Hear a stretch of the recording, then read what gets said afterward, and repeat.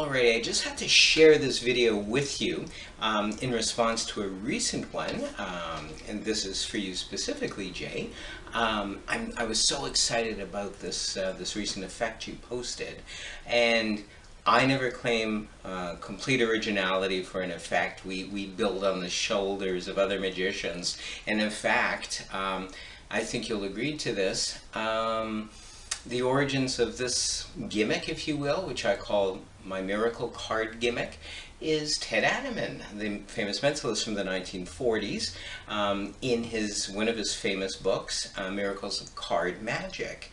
And I've been marketing this effect in the last 10 years or so, but I originally published it, I believe in, I'm going to post a still of this 1994 Linking Ring article, and I call it the Holy Card. That's my version of the effect using the same gimmick.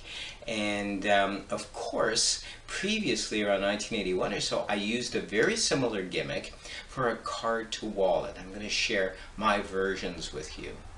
Okay, so here we go. This is the basic gimmick embedded, or which I like to carry in my deck occasionally. And what it is, it's very similar. Jay's is glued here, which I love because there's no chance of it becoming unaligned with each other, and there's the stiffness that I adore. My version, which was from Anneman's book, has a piece of tape. I doubt that you can see the tape there, but it creates a hinge, and there's a bit more flexibility with the card. Also, I've created a very obvious, spectators won't notice this, a short card right in front. So we have a short indifferent card followed behind by the hinged card. This is my miracle card gimmick, as I call it now, but I was using a version of this in the early 80s, and now I'm marketing it since the 2000s, if you will. Now you can bury it anywhere in the deck. It doesn't have to actually be on top of the cards. It could just be all the time in your deck, and no one will ever know it. And so you could have someone call stop, and it'll automatically click stop because of that short card which is here at this card, of the force card, if you want to call it a force card, which in this case is the 9 of clubs. It looks very, very honest because you can just open it up, say stop anywhere, they say stop, no matter where they say stop, it will click and open there. I briefly show it, I say I don't want to see it, memorize that card, remember what it is, I close it up, then I proceed. I actually turn the cards end for end, and I can deal through all the cards, and that double card will be dealt as a single card. It's very, very exciting in that you kind of forget your troubles, you kind of forget your worries at that point. Now for this effect, the Holy Card, I've planted a duplicate of that 9 of clubs, or the force card, if you will, in here with the center cut out. The version that spectators will get, or that's offered on my website, is a picture card, and the frame is kind of provides a nice enclosure. This is a very rough version of it.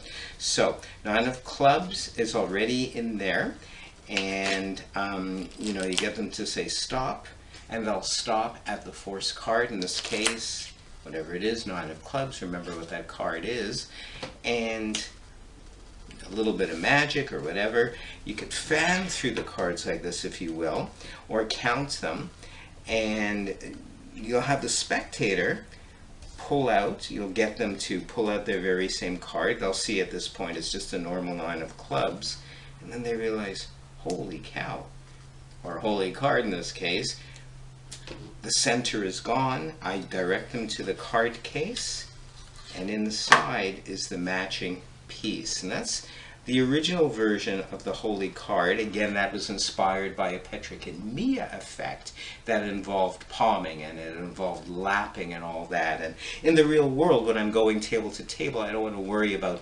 palming or lapping necessarily. I certainly have and will palm, but no place to lap unless I'm sitting at a table. So I love the versatility of this effect, the Holy Card, using the gimmick.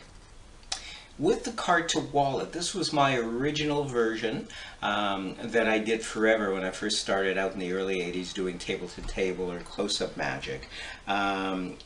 You can use your own wallet, of course. It's a special kind of wallet, and look it up. I'll show you in a second what goes on.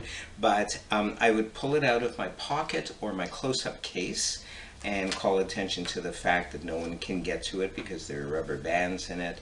I open it up like so, and I show, without calling attention to it, I just casually take the rubber bands off, show the inside, if you will. Then I place the rubber bands again around it. And you can mark, you can put a small mark on the wallet or on the rubber band just so that you know you're going to turn it over. You casually will just turn it over, place it there.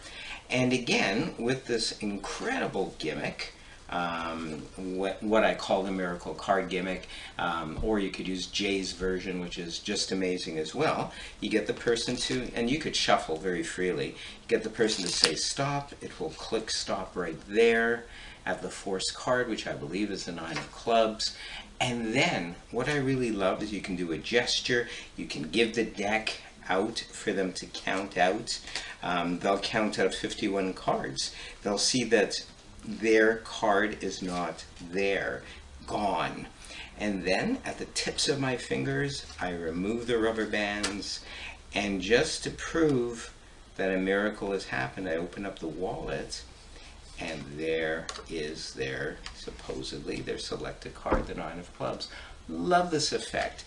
Again, it's the miracle card gimmick, and it's hinged with tape and a short card in front of it so that you can click to it. You don't have to do that, but I thought I'd share that with you, Jay, and if you want to share that with others, that would be great. Thank you very much for giving me the opportunity to share with you my version of the same gimmick, again inspired by Ted Anneman, Miracles of Card Magic. You can do so much with it. Thanks again.